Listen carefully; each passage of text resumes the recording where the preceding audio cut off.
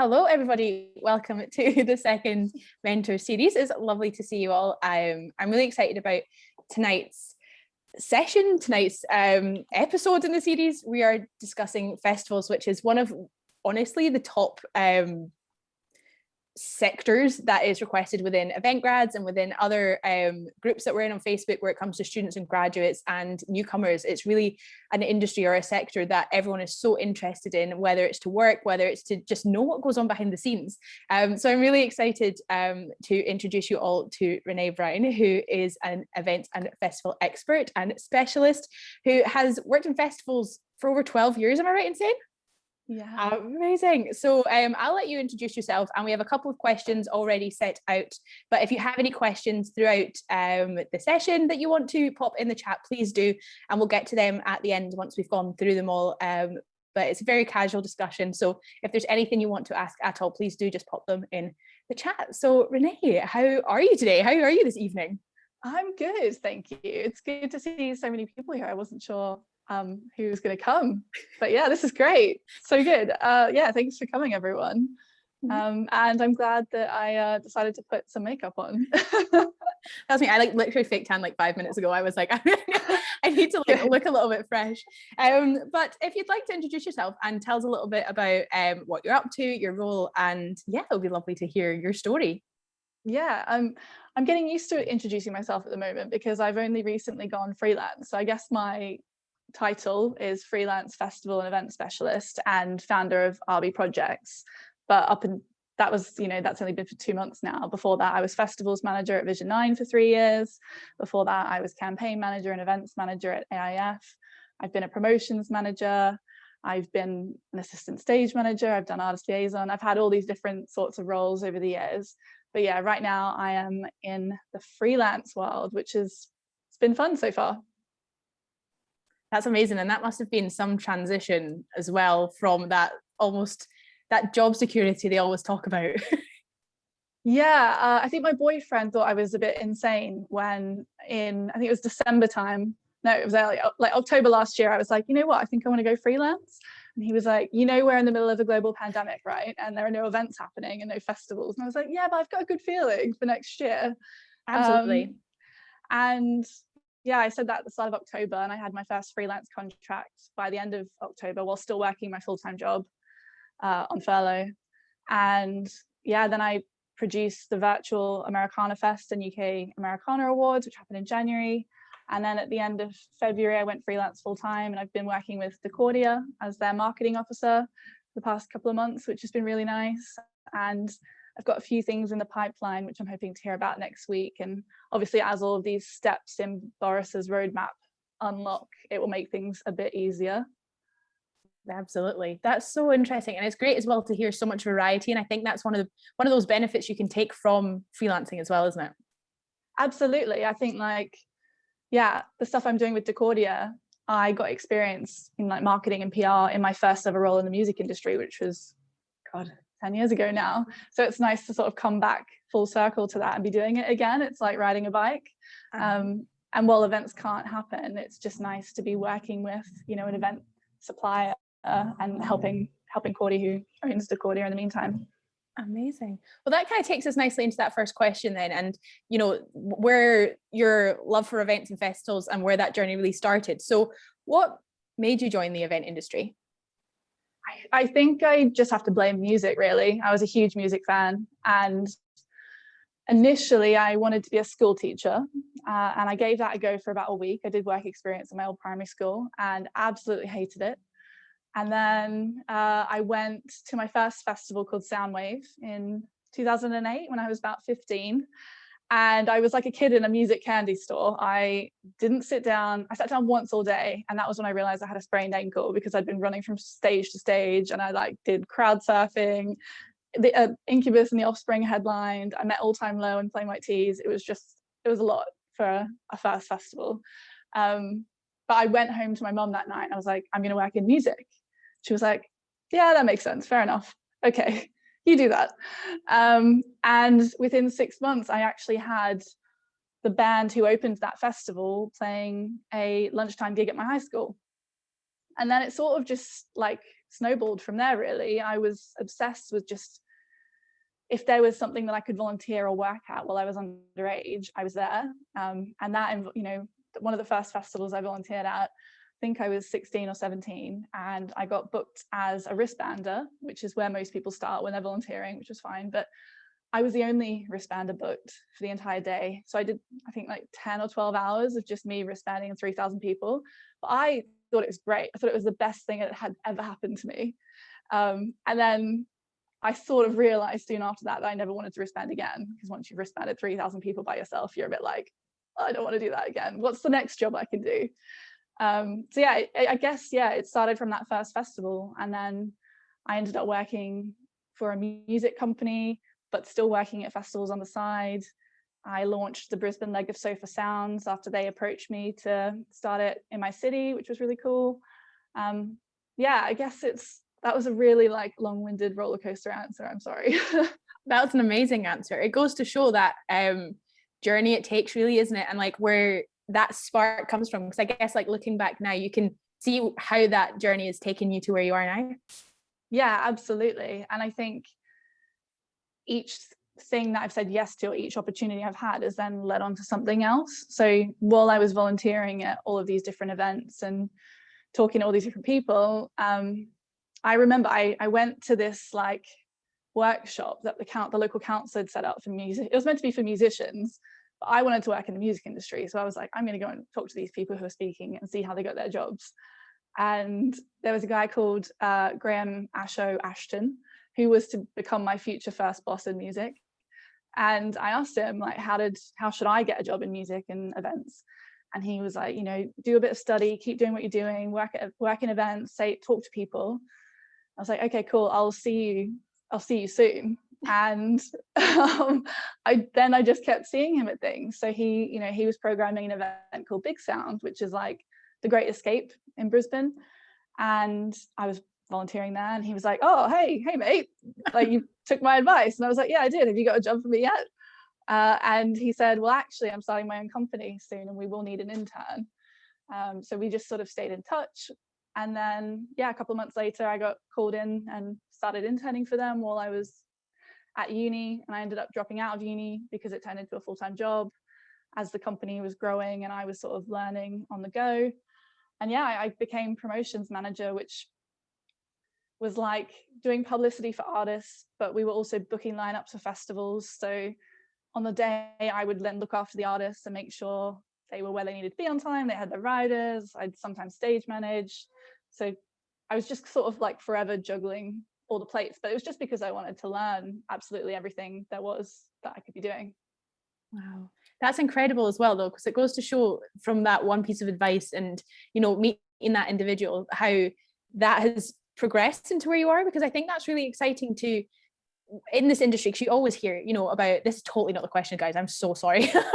But okay, it's like, but you know, with building that relationship with that individual and taking on what they said really would have, you know, you would have stood out so much to them that led to that interning and carrying on in that way, and that role where you've been able to learn so much in so many different areas. Like, that must have been so helpful in that progression.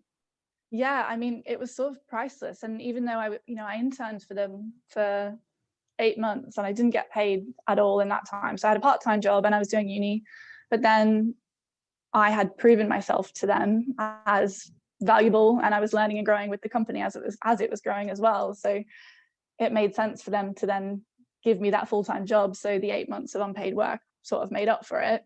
But we also, our office, we shared the office with Warner Music. So they had a really small team in Brisbane. So we would sometimes work with their artists as well. And at the age of 18, they basically had too many shows happening in Brisbane on one night. And they were like, we need someone to be a label rep for us and go to the My Chemical Romance show and run a radio interview, a meet and greet, and like make sure the manager's happy and all that sort of stuff.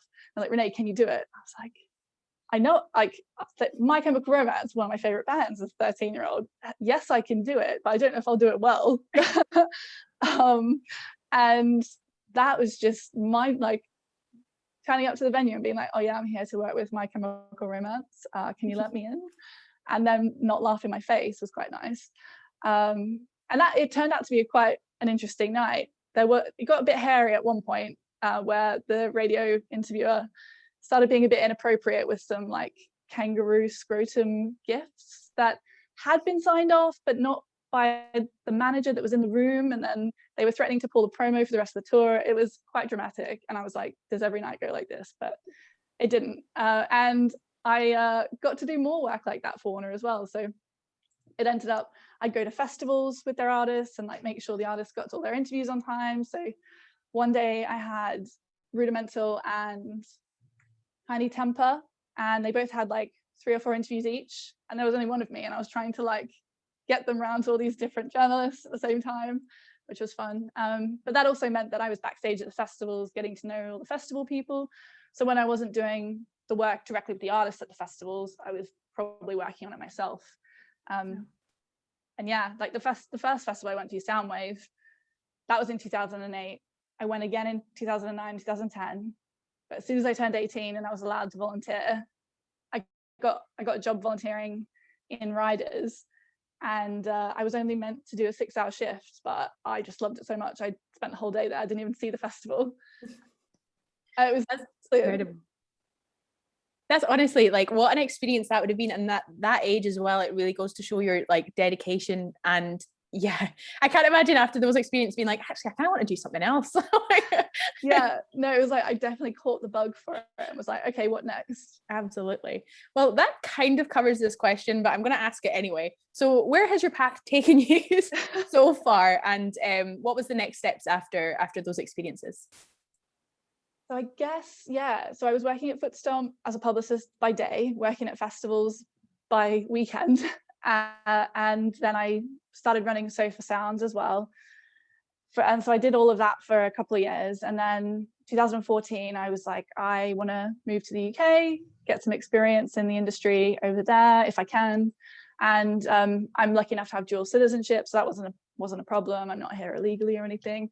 And yeah, so I just quit my job and moved to London, and I'd never been traveling before, just moved straight over. Didn't have anything lined up, just came over hoping to weasel my way in. And I had a break for a couple of months, went traveling, did the stereotypical Aussie thing of working in a pub in London, which was great. But I was like, I really want to get into festivals, so I need to like focus now. And I applied for so many different music jobs, didn't get them. But I saw this event called the Festival Congress, which was put on by the Association of Independent Festivals, and they were holding it in Cardiff. And I was like, you know what? I'm going to go to that. I'm going to do what I did in Australia and just talk to people, ask for a job. And I did. I went to Wales by myself a couple of months after coming to the UK, and I spoke to as many people as I could, and every conversation I sort of ended with, got any jobs going, but in a less full-on way. It was like, oh, I can work. And yeah, I think I found out about 8 different jobs just speaking to people, but I didn't end up applying for any of them, just because they didn't feel right, and I didn't want to waste anyone's time. But I did corner the CEO of AIF at the awards. I was like, this event is brilliant. I love it. I can't believe this many festival organizers are in the same room and sharing knowledge and being nice to each other. My experience of festival organizers in Australia is at that point in time, they used to like slag each other off in the media. So it was so nice and like just a different vibe that I'd never experienced before. And I talked his ear off for a good half an hour. Again, dropped the I need a job thing, and then I left him alone. And I think maybe 3 months later, I had subscribed to the AIF newsletter because I was obsessed with this like festival club that didn't exist in Australia. And they had a job going as a membership assistant. And I sent Paul an email saying, hey, remember me, that crazy girl from the Congress who talked your ear off? I'd like to apply for this job. And he replied and said he remembered me, and I got an interview, and then I got the job. So that was the first like industry job in the UK, and I started that at the start of 2015. And it was just an incredible way to learn about the UK festival industry, because at that time they had just over 50 festival members, and that was everyone from like Festival, End of the Road, Llama Tree, I used to know these like off by heart. I could have named at least 25 of them. But yeah, there were so many of them, and just learning about all the different intricacies of the industry as well, because it's not just booking a festival lineup. You have to deal with PRS, licensing, business rates, all the really sexy stuff.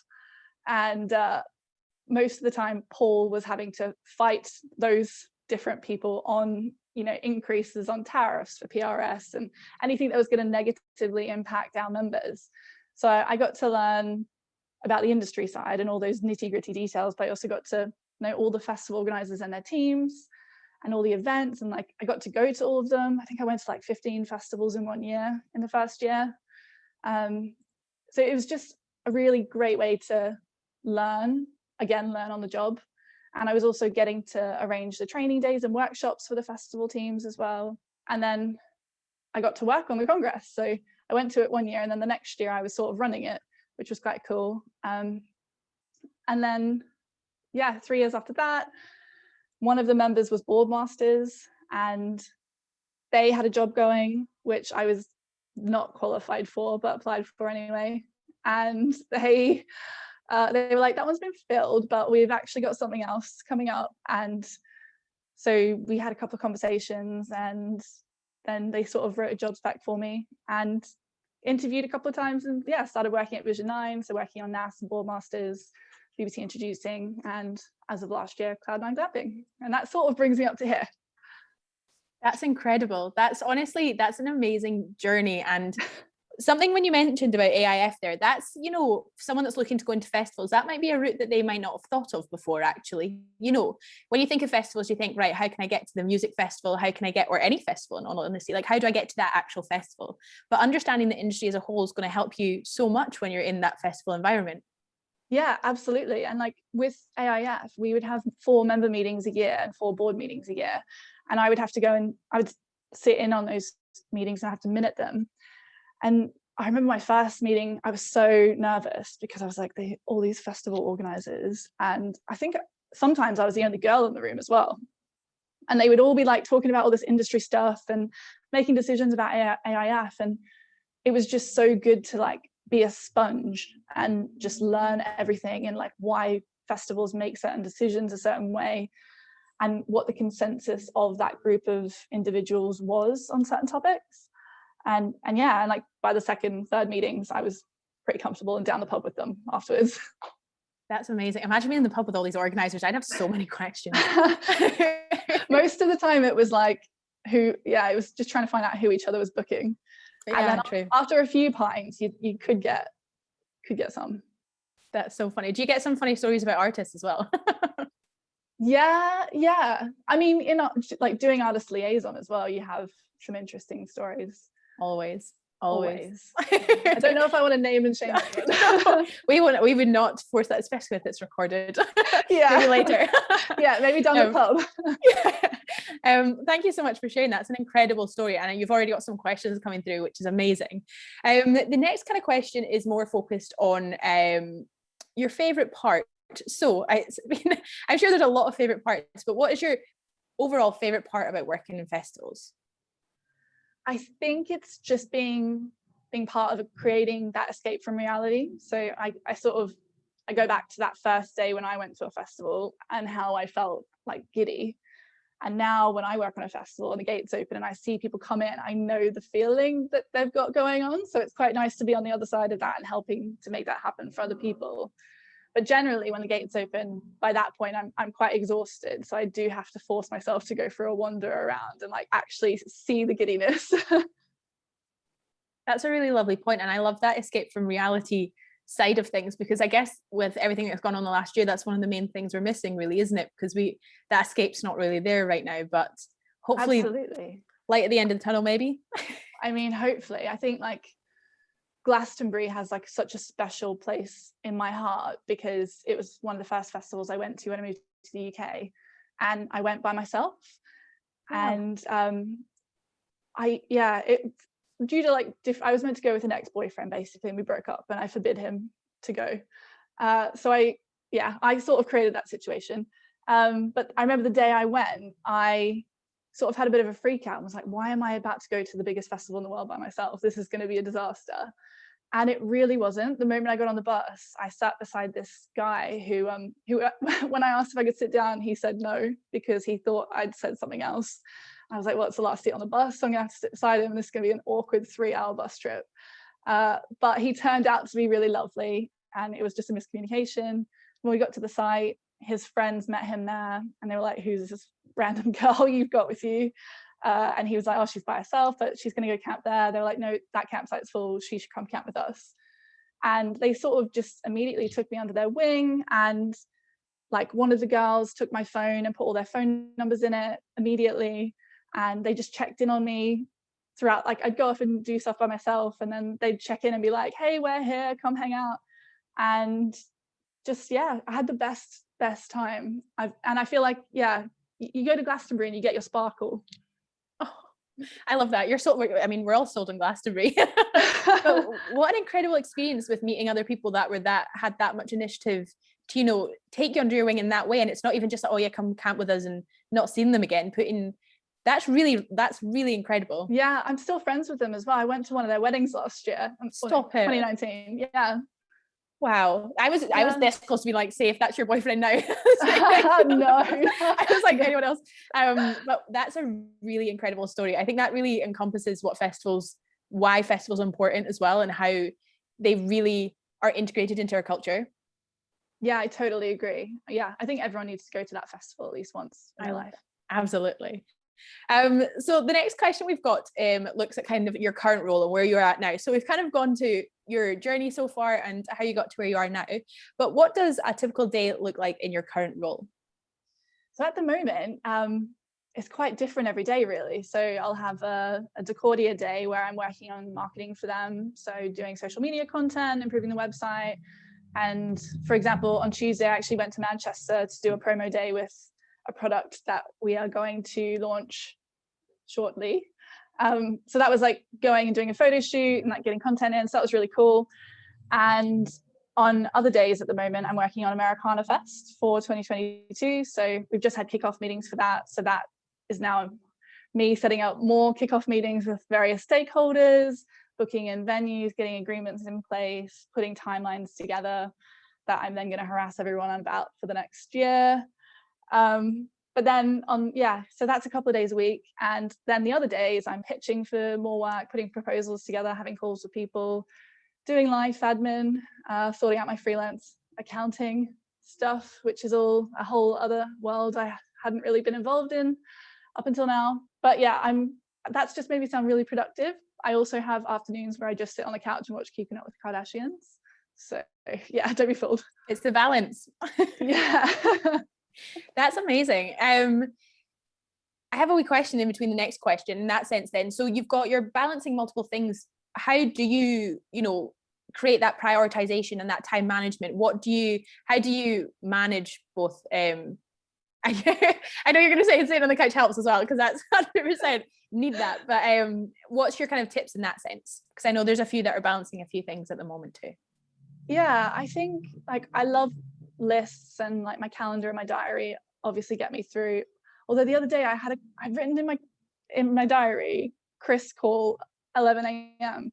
and I could not for the life of me figure out who Chris was. I was like, I don't know if I'm meant to be calling him, he's going to call me, I have no idea. And that doesn't usually happen to me, and I got in such a flap about it.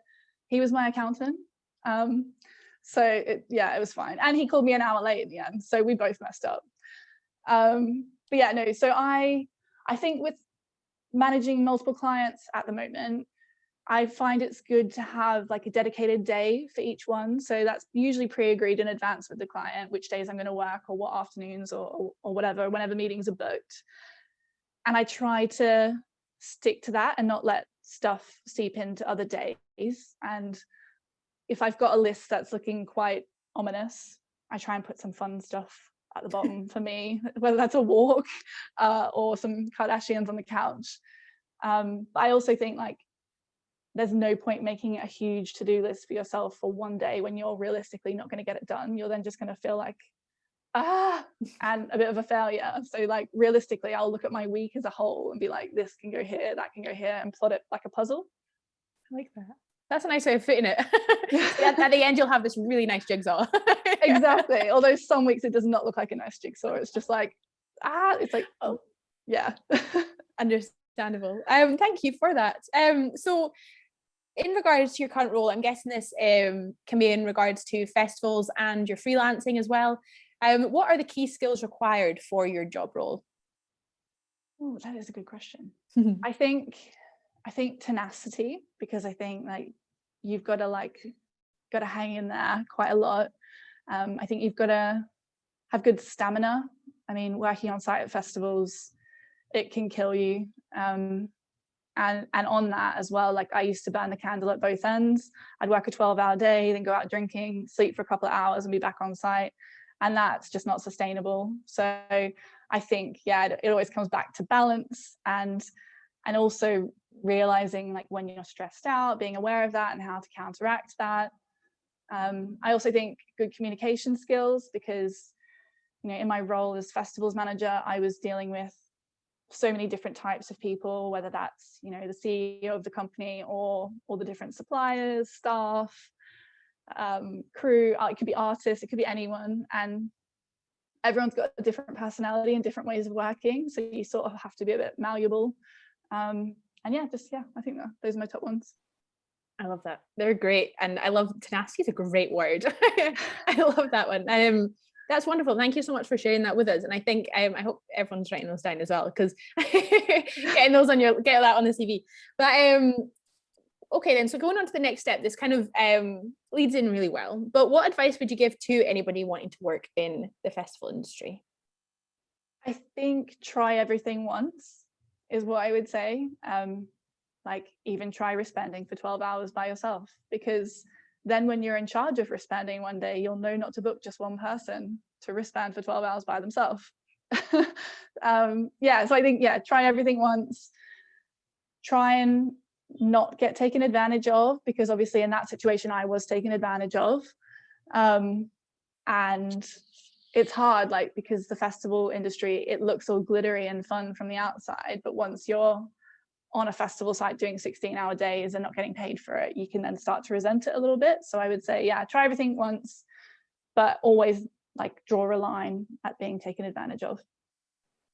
Absolutely, that's a really, really good point, because with festivals, there's a lot of voluntary roles, isn't there? And you never really know what you're going to get out of it. And we read something recently from, I think it's about internship. I've sent so many people this article, so I'm sorry if you've heard this 100 times, but there's something about unpaid internships and what your rights are in that, and you should be getting more value than the organizations that's taking you on board. So I think you got a lot of value out of the wristbanding, but really who won in that situation? But I love what you said there actually about, learning from those experiences, because you always hear if you've had a bad manager, you'd learn then how not to be a bad manager from those experiences. So I think that's a really good point in that sense, using what you've experienced to, when you're in those positions yourself.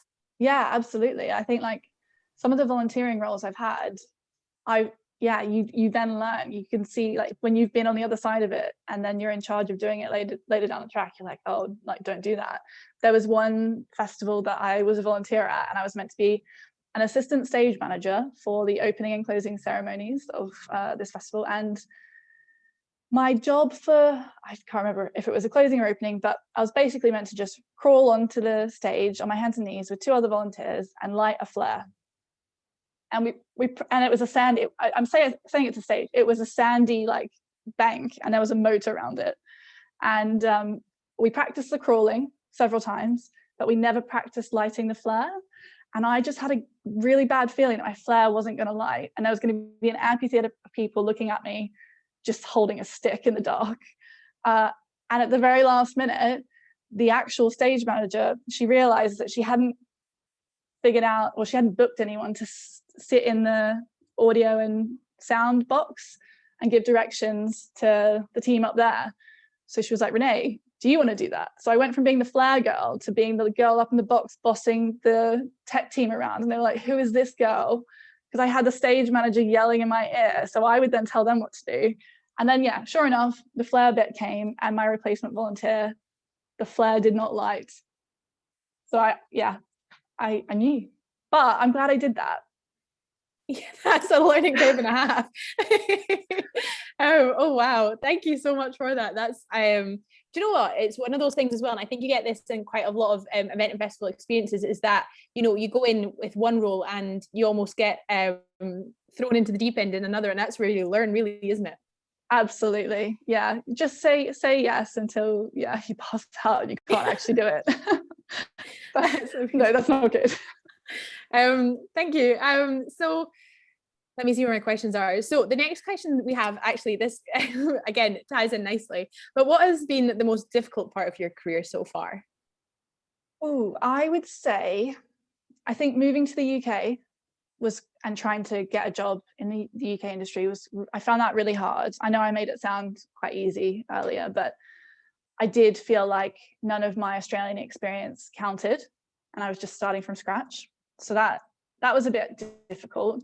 But I think on the job, most difficult would have been the Boardmasters 2019 cancellation, because we had obviously built everything. We'd spent 2.5 weeks rushing to build the biggest show that we'd ever done, and it was sold out for 50,000 people. And to then find out we were cancelling it 7 hours before gates, and we had then 24 hours to take it down. It was a lot.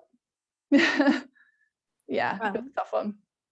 Yeah, how did that, what kind of happens in those situations then? You know, like, you always hear of cancellations, but if you're going to, it's really just like, oh, like my weekend's ruined, or, you know, I'm gonna have to get this refund. But behind the scenes, that's a very big deal, isn't it? Like, that's a lot going on in a short period of time. What do you have to kind of deal with in those situations? Well, it wasn't a snap decision, but I didn't find out until probably the 11th hour, because the day before the festival opens is the busiest day for me. I've got, you know, all the different office teams on site that I'm briefing for I'm briefing the shower team, guest list team, box office, ticketing, gates, car parks. My job is to get the festival open, and so I'm not really paying attention to like any closed door meetings that are taking place, and there are a lot going on that day that I now realize were happening.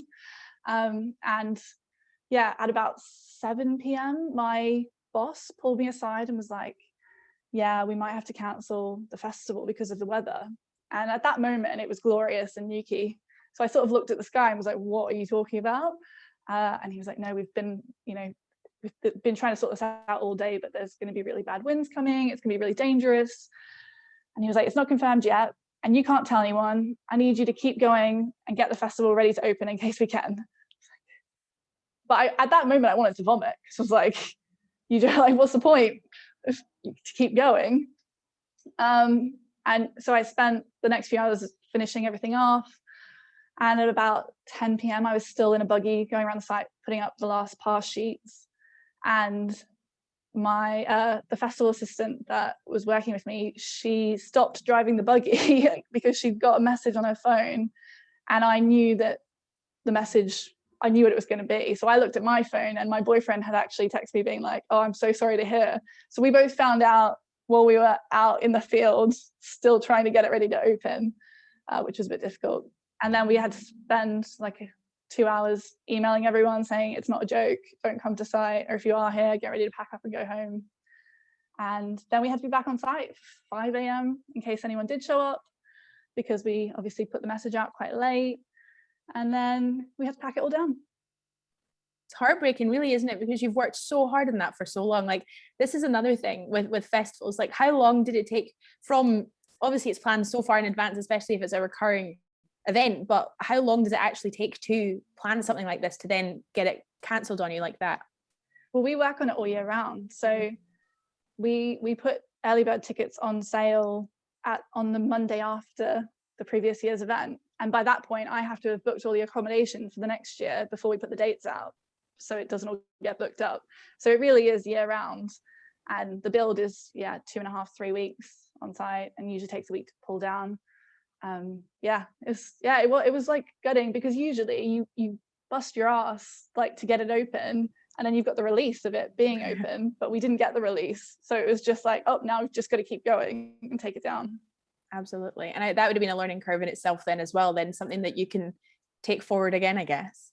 Yeah, I know how to cancel a festival. Well, I mean, it made 2020 a lot easier because we hadn't built the festival. It was just like, oh, cool, another one. I know how to do these. Email to the suppliers.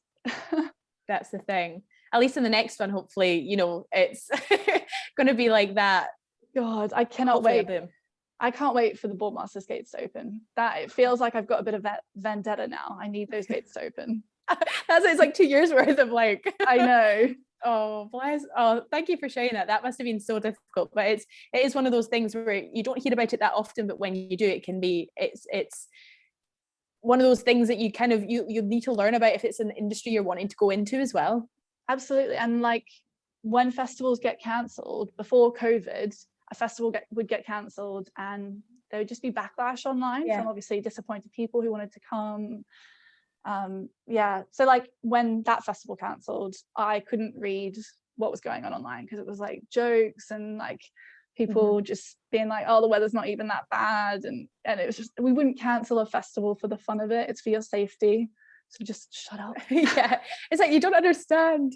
Yeah 100%. Online, you come to realize a lot of people don't, all of in events and festivals overall, you see a lot of people online, their reactions, you're like, you really don't have a clue.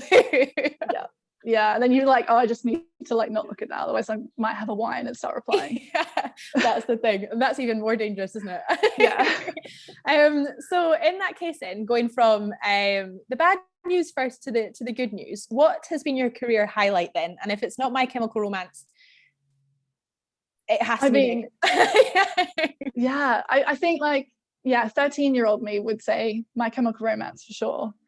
But I think working on the Safer Spaces at Festivals campaign in 2017 for AIF, that is my career highlight because it made such an impact and it was such an important topic. And I think back then, no, festivals weren't openly addressing that or talking about it, and it was only ever spoken about in the media if something bad had happened. And then they were writing these scaremongering articles saying like, if you go to a festival, something bad's going to happen to you.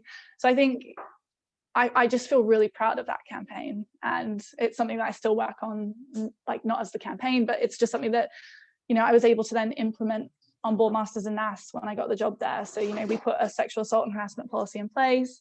We developed comms. We had the messaging from the campaign on the main stage at the festivals. So yeah, I think that's my career highlight.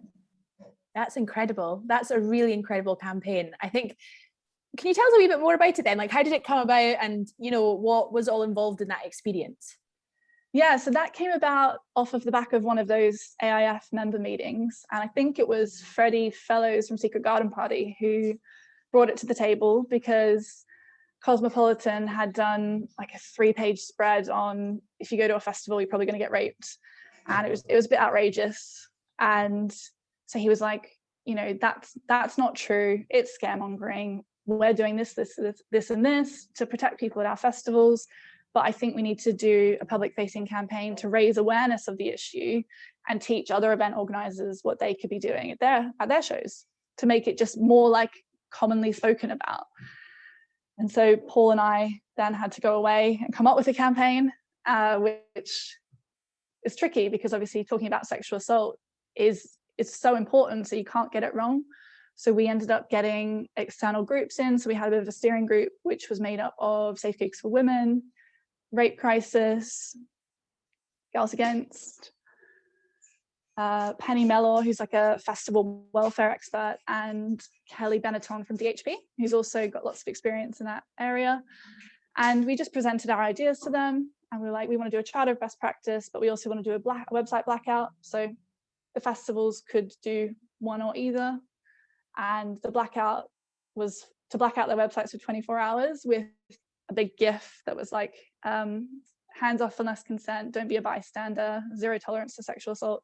But we used GIF stick figures, so it didn't become an argument about gender, even though we know the percentage of what gender does it to the other one. And the charter of best practice was all about having, you know, coming from a place of belief, there's disclosures, doing training where possible. Oh gosh, I can't remember now. They're all like in my head, but but we ended up having over 25 festivals agree to black out the websites, which is huge because at the time obviously saying sexual assault was almost like, if we say it, it's going to magically make it happen, but actually it's happening anyway. By saying it, you're just making your audience aware that you don't tolerate it at your show, and if something does happen, God forbid, you'll believe them and support them. So it was just sort of trying to get people to see that it was only a good thing to be talking about it, and it wasn't going to make it happen or make it increase. And yeah, so we had 25 do the blackout, over 70 signed up to the Charter of Best Practice, which was great. And it wasn't just AIF members. So we went to Live Nation as well. Festival Republic did the blackout. We also had quite a few others. And then, yeah, it sort of went wild on the day of the blackout, like international media. I got to write a page in NME about it, which was quite cool. Yeah. Wow, I was on mute. Wow. That's incredible. That's a really, do you know what, it's really interesting as well. Usually if we do, you know, discussions on festivals, this isn't really something that's ever come up in any discussions I've ever heard in terms of even careers in festivals, or, you know, for those starting out. So it's really wonderful to hear what you've done, and, you know, the impact you can have from a different side of festivals. I think that's a really, I can't congratulate you enough, and I think that's honestly incredible. So well done. Thanks for all you've done. That's really lovely. That's actually our last question, but I do hope our audience has some questions in the chat. I know that we have a few, but if there's any more, we'd love to hear from them. Let me have a wee look. And if you want to come off mute, if you want to come off mute, please do. Join the party. Absolutely. I'll go through the first question, which is a very good question, from Yasmin. If you could start your career all over again, what's one thing you would change, if anything? Probably wouldn't go for that wristbanding role.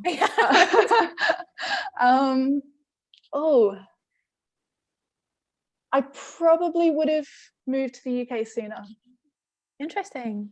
So what is the difference? Okay, so I've got a question. What's the difference in the event and festival? What's the kind of differences and similarities, I guess, between Australia and the UK in terms of events and festival industry?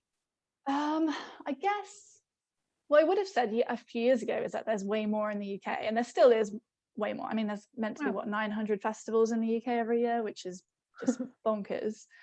Australia, it has like the main core festivals that happen every year, so like Falls Festival, Splendor in the Grass. It doesn't have as many camping festivals, whereas we've got quite a lot of like 5,000 cap plus festivals here. The weather is a big difference, I guess, because here you've got like mud, like tsunami mud. In Australia, you could have the mud and a heat wave in the same weekend, which is quite interesting. But yeah, there are a lot of like one-day festivals, I guess, at home. And that's a tough one, because I guess like I go home every now and then, and like I worked at Falls Festival in Byron in a couple of years ago, just instead of having a holiday, just worked at a festival, because why not? Yeah. And it did sort of feel like being a smaller version of Glastonbury, but just a bit hotter. I like that weather. The festivals I'm used to in Scotland, so the weather is that much worse, I think, up here. I can see Donna nodding, so that's the rain. So we've got a couple more questions now, which is great, and I always think it's great to understand or hear, you know, different perspectives from different cultures and countries, because I think we're so used to the UK, those of us that are in the UK at the moment and have been for a very long time, it's very, very different. Whereas I've spoken to Natalia before about, you know, the differences in other countries in Europe, that how they understand or take do their festivals. So it's really interesting. I think it's really wise for us to know that as an industry perspective. So if anyone else has any other questions like that, that would be lovely too. So the next question we have is from Daisy. What is the best piece of advice regarding starting freelancing? Oh, I think try and have, like, if you've got a full-time job, try and have your first contract lined up before you quit your job, and maybe have a little bit of savings behind you, is what I would say. But also, like, you're going to have that inner voice that's like, don't do it, don't listen to that voice, just do it. I mean, I do have that voice every day that's like, what are you doing? But you just ignore it. I love that. That's a really good, I like that. It's that kind of imposter syndrome side of things, isn't it, as well? And that those voices, but you know, if you don't, I think I saw this in the Atalanta popped this in as well. If you don't know, if you don't try, Exactly. Try everything at least once. I love it. Excellent. And Bethan has said, what will you be implementing in festivals post-COVID, even if the world opens up as normal? Quotes. Post-COVID. So is that like COVID's not a thing anymore? Or post-lockdown? Post-lockdown. COVID's still there, but we just don't talk about it. What is happening with that? I mean, it's really difficult to even know if festivals will happen this year, but I think if they do happen, vaccine passports are on the table, and I know there are strong feelings for and against those, but if it means that the industry can get started again, I'm sort of for them, and I don't want to be too controversial. I do think that we could look at the way we do testing and, linking testing to people's tickets so they arrive and we know they've been tested or they've had a vaccine or whatever. So I think technology could really help us out there. But I also think the government could do more, and government-backed insurance would obviously be the savior of the festival season this year, but it doesn't really look like that is going to come to fruition, unfortunately. And I mean, Boris has just messed everything up so much. I'm going to go down like a rant about Boris. Okay, post-COVID, I think the toilets are going to have to get cleaned more, better hygiene. People will want to camp further away from each other. You might be a bit wary to be in your first crowd, but after a pint, you'll be fine.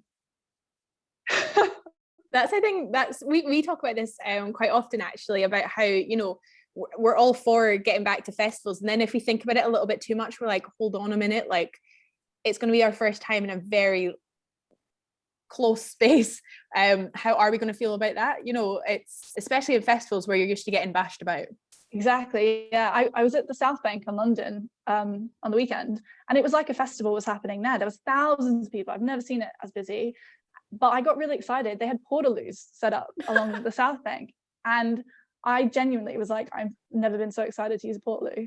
And they were also super clean, like they'd just been serviced as well. And I nearly got to the point of having a selfie with the portaloo just for like nostalgia.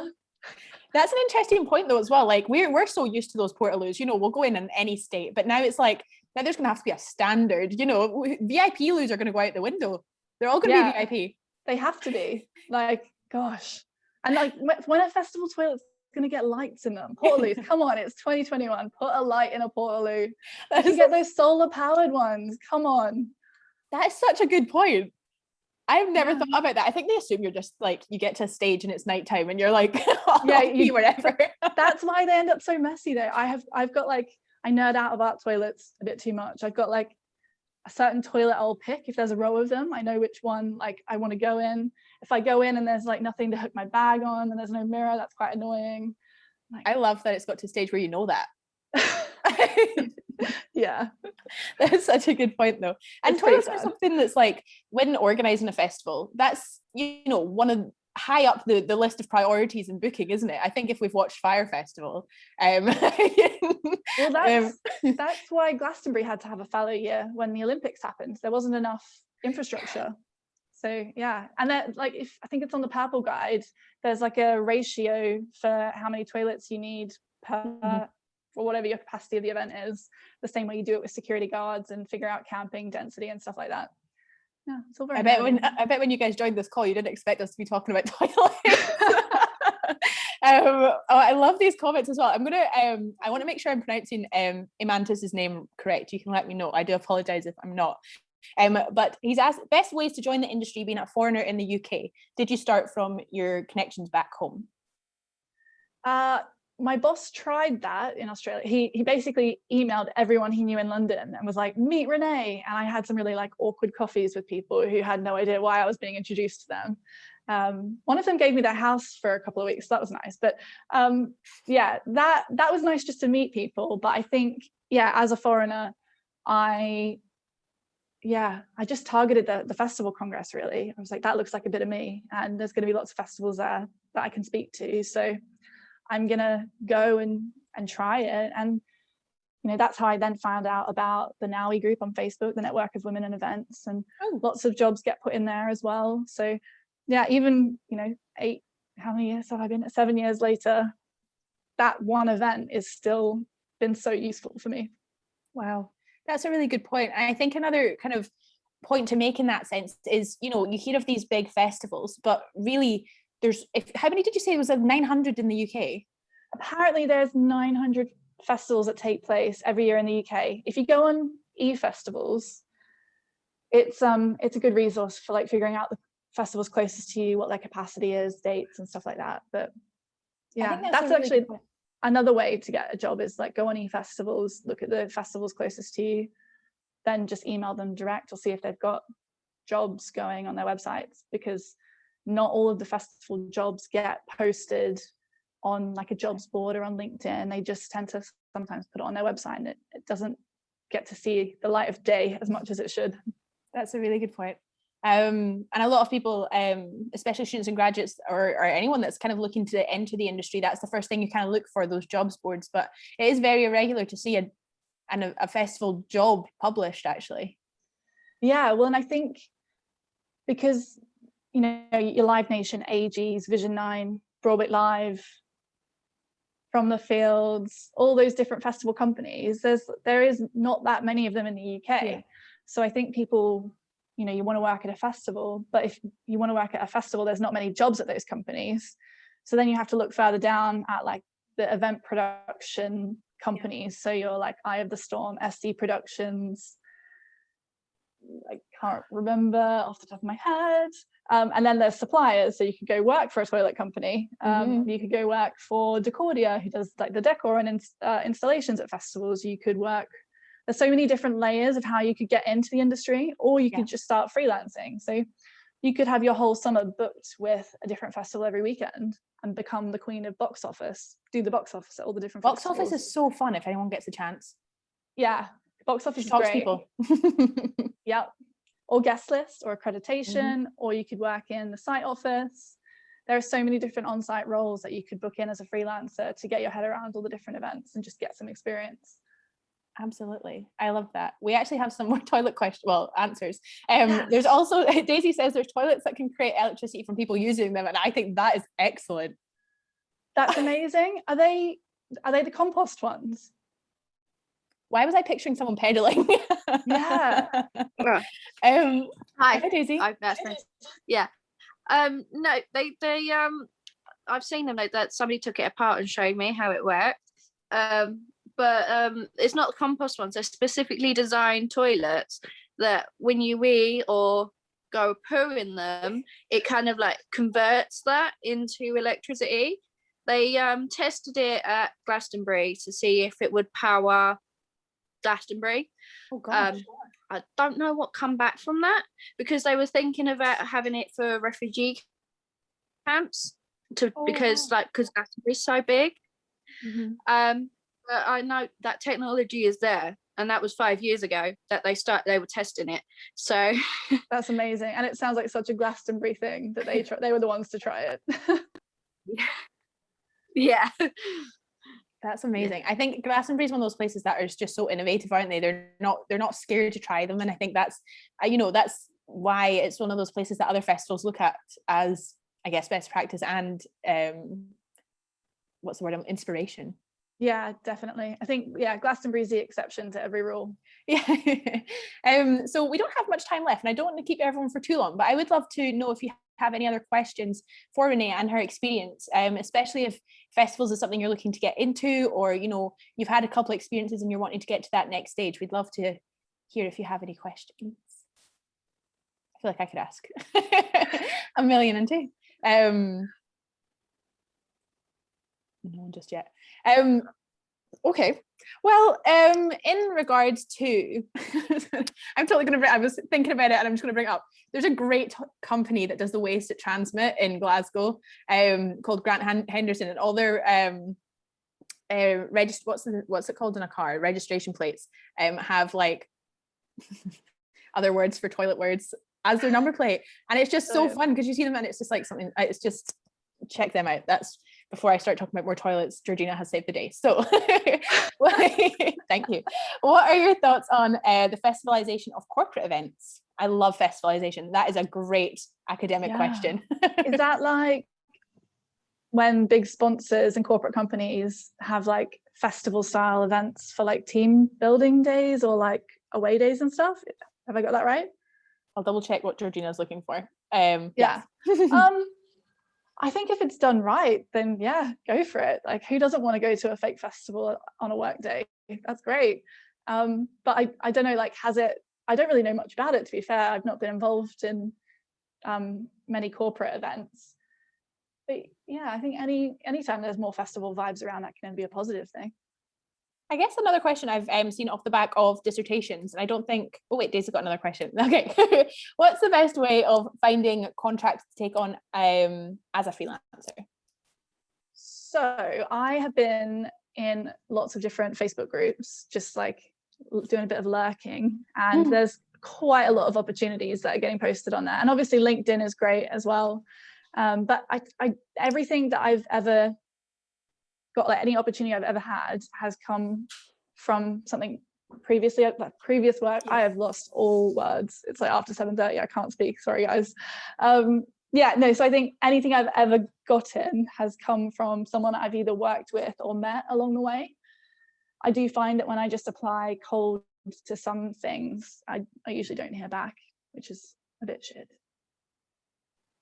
Yeah, that's the thing. I think if maybe if Katie doesn't mind, we can do a little bit of a resource afterwards where we've got, I think, or maybe Renee's already got this on the, we can do a bit of a resource that we'll share with everyone that has, you know, the places to look for, maybe other associations to look for as well, the Facebook groups, because it can be really difficult at this stage to like, where do I start? Yeah, exactly. So today I actually I put together, it's a starting document because it's by no means exhaustive, but it's got like who owns what festivals that AIF put together a couple of years ago, and then it's got different companies that you could look at working for, and then I've done like a where to look for paid work page as well, so I'll share a link with Naomi and Katie so it can be distributed to everyone. Amazing. I think that's a really, you know, you've mentioned it a few times, and you know, there's the big companies that you might know of in regards to Live Nation and things like that, or Festival Republic, but there is also those smaller companies, and you might think, like, I think the first time I ever reached out to a festival, I went to their Facebook group, Facebook page. Don't do that. They will ignore you.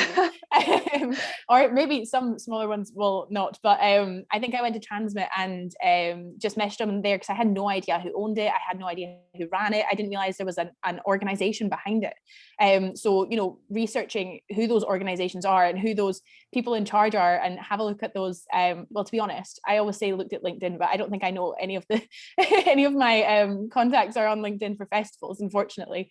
But it is looking deeper than just that one festival, especially if you're looking for more than just that weekend role. If you're looking for experience in the management and the lead up to the festival, having a look at where you can maybe even like support them in the office beforehand, because that's where you really gain that next level, isn't it? Like you've got the acronyms, you've got the different like, I don't even know, external advisory, like working with a council. Like, yeah, you just learn these things, and it's bigger than you might think in some cases. Yeah, there's so many different elements for sure. I think, yeah, you might have one idea of what you want to do at festivals, but until you've at least attempted to try all of it, don't ever like say no to an opportunity. I love it. And the wristbanding I will not forget. Yeah, maybe say no to a 12-hour wristbanding shift. I love that. I think that's our moral of the story today. Thank you so much. If anyone else does have any questions, please do just let us know. But thank you all so much for joining us on our second Mentor Series session. This is the second in a series of sessions from mentors who are on board the EM mentoring scheme, who you might recognise. And it's just been a really lovely experience so far. Last week we had Katie sharing her experience in events from her side of things, which has been amazing. And once the recordings are all up on the website, if you've missed that one, it was another amazing see, I keep calling them sessions. I like series sessions. Another amazing session where you can learn another area of the event industry. So I'd really my biggest thanks to Renae for sharing your story today and your experiences, and really digging deep into, you know, what it takes to work in festivals and events, and internationally, but also as a newcomer as well. It's been a really interesting insight. So thank you so much for your time and sharing your experience. Thanks for having me. Oh, I'm sorry if I waffled in parts. We love waffle. We're wafflers. But thank you so much again, everyone, for your time. And if you do have any other questions, Renae, where can they find you? This is the plug, isn't it? You can find me at www.arbyprojects.com or on Instagram. I'm at Renae__Brown. Cool. We will share all that, I'm sure, as well after the call. So thank you, everyone, again. And we look forward to hopefully seeing you at another Mentor Series session.